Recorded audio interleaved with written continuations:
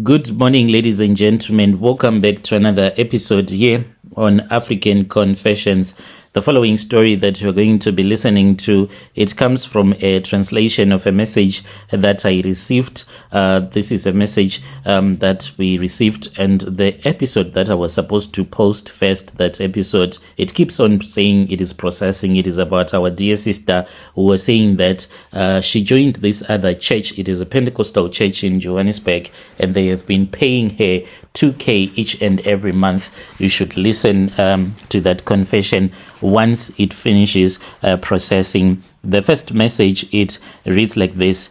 Good evening, family. My name is Tembi. I would like to share my story. Mine, I thought that it was going to become a beautiful love story, but it turned into a terrible nightmare. Maybe it was because I entered into this relationship with a lot of expectations that now that I was dating a guy that was wealthy, maybe he was going to help me out a lot in life. I did not even know that it was going to turn into total darkness.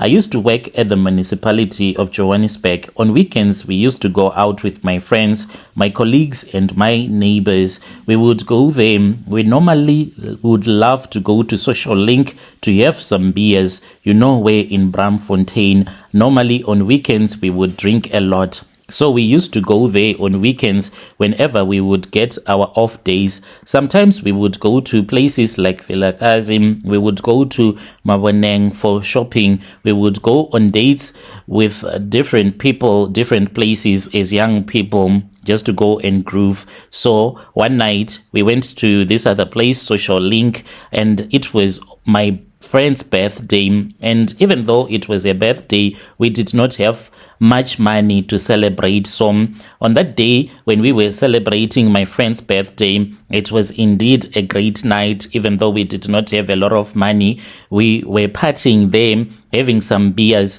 having some meat, fried meat and all of that. Then that was when this other guy came, this Nigerian guy came, and from the way that he was looking at me, it was as if he was undressing me. As he was looking at me, I was blushing. I felt shy. When I looked at him, I could tell that his eyes were written love. There was love that was written in his eyes, and he was in love with me. He came to where we were, and then he looked at me as he was holding my hand, and he said that he saw a beautiful girl in me, a beautiful young girl, and he immediately confessed his love for me. I loved the way that he was huge and tall, the way that he was handsome, and without any hesitation at all, I was not seeing anyone at that moment. We get into loving terms and we started having an affair. Then he was the one who paid for my friend's birthday party. Like, he asked us what we were doing there, and we told him that we were celebrating my friend's birthday party. And he said, just with Savannah's, let me buy you something that is more expensive. This is your friend's birthday, by the way. She is supposed to drink the most expensive alcohol that is found in this club. And then he said that the beers that we had bought, he wanted us to get a refund, and he paid for the bill. He paid everything. And then when we were done drinking, when we were about to take an Uber, that was when he decided to take us all home. He decided to take 5 of us. Then yes, he took us home. When we were inside his luxurious car, I kept on thinking about all the times whenever I would go to a groove with my best boyfriend, because I had few other boyfriends that I had dated in the past, but there was one that I loved the most. So that guy, he owned a VW Polo, and whenever we would go out, the way that he would mistreat me simply because he drove a VW Polo, it was as if he was driving a Lamborghini. And now that I was driving with this guy that was so wealthy and that was treating me so well, I felt like I was on top of the world. It was one of those good moments, and for that, I felt like he was indeed a loving and a caring man. Indeed, he was. Time passed by. He decided to rent me a beautiful and a quiet apartment in Lens. So then I started staying in Lens in Extension 6. It was nice. I won't lie. It was nice. He would visit me A lot of times he would offer me money. I was more like I was a wife to him. Then now I ended up deciding to quit my job because the life that I was living was honestly more nicer as compared to the life that I was living the time that I was working. I left my job because now I could see that with the money that my boyfriend was giving me, I would not lie. I was able to take care of my mom. I was able to take care of my kids. I was able also to help my two young brothers who were going to school with transport money.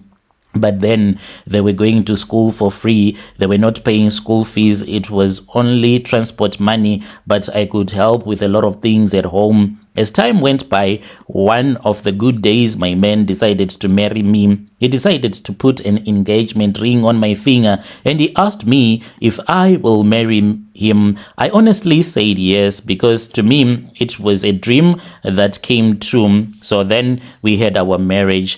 Lobola was paid for me, for even if my mom was not interested in me getting to a Nigerian man, because she always told me that wealth was nothing as compared to my peace. But because he already was giving me peace, I decided to continue with my marriage. So I got married. After getting married to my Nigerian prince, and now I was Makoti, was in Nigeria, and this was the happiest time of my life. I moved in with him. We started staying together, and time went by. Within 5 months, I got pregnant. It was a joy. Unfortunately, I got a miscarriage. Lol. There was even a time when I thought that I was going to name my son Yul, because that was the favorite actor that I loved from Nigeria, if you know him, Yul Idochi. But I got a miscarriage. Within a year, we tried again to have a baby. I got a miscarriage again. After getting the third miscarriage, I decided to follow God and quit this drinking habit that I was having, going to clubs with my husband every week. Then I decided to pray to God earnestly. I would wake up at 3 a.m. praying 12 o'clock prayers. I joined prayer groups. I started going to church praying for a baby because I really wanted us to have a baby in our marriage. One day, when I was praying, my husband woke up with a tremendous voice. He started shouting at me, and why are you making noise? Why are you disturbing my peace? Simply because I was trying to pray. He shouted at me, and he kept on saying that he does not want me to keep on praying because I was irritating him. I was even shocked myself. I was asking myself, what have I done? Why is he shouting at me on top of his voice? It was as if I was his enemy. There was hatred that was written all over his eyes. He said to me, you should stop. You should stop this thing of praying at night because you are disturbing my peace. I am disturbing your peace. I asked him, and he said, yes, I have been thinking. I have other business that I have to think about. I use my mind to think about my business. And whenever you go, yara, yara, yara, yara, when you are praying, you disturb my peace. And you just need to sleep when I am not at home. Then you can pray. What does prayer change in my life? I want to sleep. And tomorrow I have to go to work. Fine. I stopped with these midnight prayers. Then one of these other Sundays, I went to church. When I came back, he asked me who had allowed me to go to church. Why did I go to church without his permission, driving his car? He beat me. He beat me so badly. It started with a shouting match. I never thought that he would put his hands on me, but he grabbed me and he started beating me. Surely, when I am speaking, you can hear that I can't speak. I mean, like properly, because I have two gaps in front of my teeth. He picked me to the extent that I lost my teeth. After he had picked me up, he then just pushed me to the ground and he punched me, and 2 of my teeth, I lost them. It was very bad. The time he beat me, I was pregnant. I got a miscarriage. I was taken to the hospital. It was very bad. But him, as a sweet man, he apologized. I don't want to lie. That man was so loving and caring. I even myself was shocked with how he had beaten me so badly. He begged me not to tell any nurse that I had been beaten by my husband. If I was going to say that I had been beaten by my husband, I was going to say that it was I that had beaten him. I was the one that was toxic towards him. That is exactly what I did. I opened a case against myself. That is what I wanted to do, and they said that you cannot open a case against yourself. So I got treated anyway.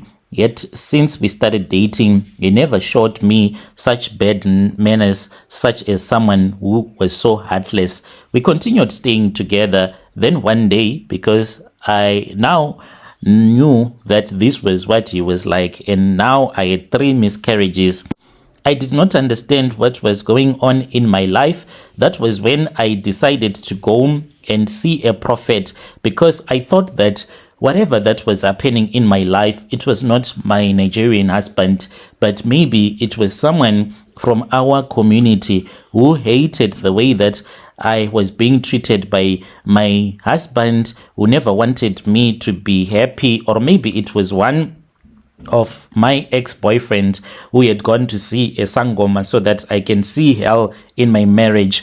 I went to see a prophet secretly, so I did. When I went to see a prophet then told me that my husband had more than 6 people, he said, 6 people that he had killed, including his 3 kids from his previous marriage. And now these miscarriages that were happening, it was because of the flower that we had at home. There was this other flower. This flower was the one that was bringing money into the house, and this flower, it wanted blood. So the reason as to why I was getting all of these miscarriages, it was because I was feeding my blood to the flower. The flower, I was feeding it with my kids, with my womb. You know, I was so frightened when the prophet told me all of these things. I got so angry. I got mixed emotions. I started crying. I started speaking alone and in shock, because I was like, how dare he do such a thing like that? And he was someone that was so quiet. He was cute. You know, I drove straight home. When I reached our house, I went straight to that flower and I broke the pot where we used to put our flour. And after that, I just ripped that flour to pieces and I put it in the dustbin. Immediately after doing that, my husband called me and he said that if he was going to find me at home, he was going to end my life. So what I did is that I took my few clothes and I ran away and I went back to my mom's place in Soweto. After that, he followed me and he came and he took my 2 kids, Luciano and Nkosim. After taking my kids, Luciano and Nkosim, he told me that he's not done with me. Honestly, I thought maybe he was just doing that because he was fighting with me. I did not know that this was the last time that I was going to see my kids. But at that time, my mom was sick. She was unable to stop him. I went to the police at Pretoria North to open a case, and they looked for him and they could not find him. They finally found him. This was few days. They arrested him and he started crying and he said that I was abusive towards him and I was trying to dump him. And since I had been trying to dump him, the only thing that he wanted to do was to be with me. So he knew that with the way that I loved my kids, if he was going to take my kids, then he would be able to be close to me. We spoke and he asked me, he begged me to drop the case. How stupid I was. I then said it is okay. Then we returned back. And you won't even believe it. Maybe it is because I was a fool. I really do not even know. But I went and I stayed with my husband again. He bought a car for me. The car that he bought for me, I did not even know that it was actually me sacrificing my own children. The prophet had told me that I should not continue staying with this Nigerian guy. Bad things were going to happen. Bad things were bound to happen if I continued staying with this man. But I don't know if it was love or what was happening. We stayed together for about a year. He was the most amazing man, like the guy that I had met at the club on the night when my friend was having a birthday. He asked me where I wanted to go to. I then told him that I wanted to go to Italy for a vacation. He took me there, and when we returned back, I then discovered that I was pregnant. I honestly that I was going to give birth to that child because the pregnancy progressed until in the 9th month. Then I started to have some cramps and I thought that I was going into labor, and then I was taken to a private hospital. I gave birth at this other private hospital, but my baby that I delivered was a stillborn baby. I cried like I had never cried in my entire life. The moment that I gave birth, that was when I saw my husband. He walked into the ward where I was, but this was a vision, and he was with other 7 Nigerian men. They were all wearing the same dresses that were purple, and they had these big rings that they had on their fingers. And then he pointed at me. He was showing his friends that it was I whom he wanted to sacrifice. I then started to cry as I was saying, please get away from me. He then said, I'm not going to leave you. I bought a car for you. Therefore, I am going to take one of your children. And I said, no, you're not going to take my children away from me. I'm not going to allow you to do such a thing again. Never again. Him and his friends, they started laughing. They laughed so hard at me. And then I saw the vision of the car that he had bought for me. When he said sorry, he still loved me as his wife. And when I got out of the hospital, I got the news that my son had passed away. And they were afraid to tell me that my son was in the mortuary because I had lost another child. When they told me, I collapsed. They buried my son whilst I was in the hospital. This Nigerian guy, you think that he was going to let me go? No. He told me that I was still his wife, and he fought with me simply because I wanted a divorce. I wanted it all to end. I wanted to walk away, but he said, I'm not going to allow you to just walk like that. It is not going to happen. I am going to fight with you. He fought with me. He would hire lawyers. By the time that he was finished with me, people even thought that maybe I was suffering from HIV/AIDS because of the way that I was so thin. I could not even sleep at night. I kept on thinking about the way that he had mistreated me. The bad part about it was that when this divorce was dragging, it also affected my mom. My mom had suffered for a very long time with sugar diabetes, and the stress was what killed my mom. To this very day, I always think about the way that my mom passed away. By the time that I divorced this Nigerian, like I was finished. To this very day, I don't even feel anything. Like I don't have a heart anymore. It's like I'm done. I don't have a heart anymore because of the way that I was mistreated by this Nigerian guy. Even if a man would come to me and say that they are in love with me, I am done. I don't have anything left to give to the world because I lost all those pregnancies, and then I lost my son on top of that. Then I lost my mom. Out of that marriage, you won't think that I came out with anything. The only thing that I got was a few cash that I had, which was in my account. The guy is still there. I heard that he's now dating another woman, but this woman seems as if she used to date a footballer who passed away. Yo, dear listeners, right there was a message that was sent to me by one of our admin. That is a translation that we received. Strange things indeed, they do happen in this world.